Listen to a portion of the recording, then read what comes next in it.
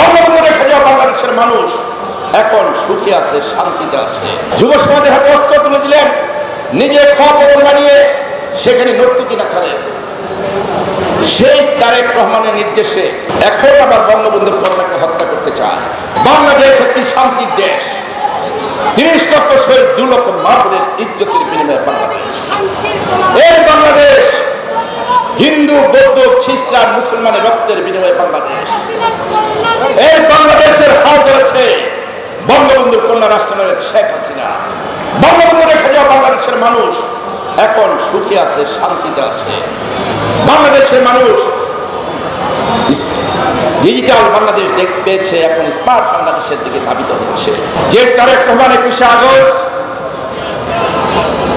প্রিয় নেত্রী রাষ্ট্রনায়ক শেখ হাসিনাকে হত্যার জন্য এই তেজ বঙ্গবন্ধু এমনিতে গ্রেনেড হামলা চালিয়েছিলেন, সেই হামলায় আইবিএফআর সহ ২২টি তাজা প্রাণ তারেক রহমান কেড়ে নেয়। যে তারেক রহমান তার নেতৃত্বে এই বাংলাদেশে অস্ত্রের চোরাচালানির পথ প্রশস্ত ছিল। 10টা আগস্ট ধরা পড়েছে তারেক রহমান সেই মামলার আসামি।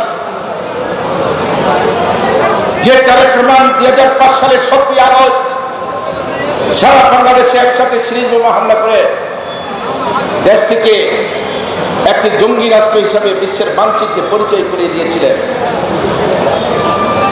যে তারেক রহমানের নেতৃত্বে ওডিসি শিল্পগোষ্ঠী ছায়ানটে রমনার বটমূলে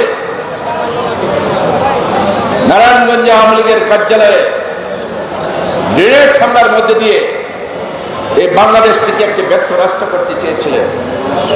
যে তারেক রহমানরা ২০০১ থেকে ২০০৬ সাল রাষ্ট্রীয় ক্ষমতায় থাকাকালীন সময়ে এই বাংলাদেশকে একটি ব্যর্থ রাষ্ট্র হিসেবে চিহ্নিত করার জন্য বাংলাদেশের মানুষের ভোট পাতের অধিকার কেড়ে নেয়, কথা বলার অধিকার কেড়ে নেয়, বিশেষ করে সংখ্যালঘুদের উপর নির্মম নির্যাতন অত্যাচার চালায়। সারা বাংলাদেশে অসংখ্য মা বোনকে ধর্ষণ করে তারেক রহমানের নেতৃত্বে তার জামাত শিবির এবং ছাত্রদল যুবলীগের নেতা কর্মীরা।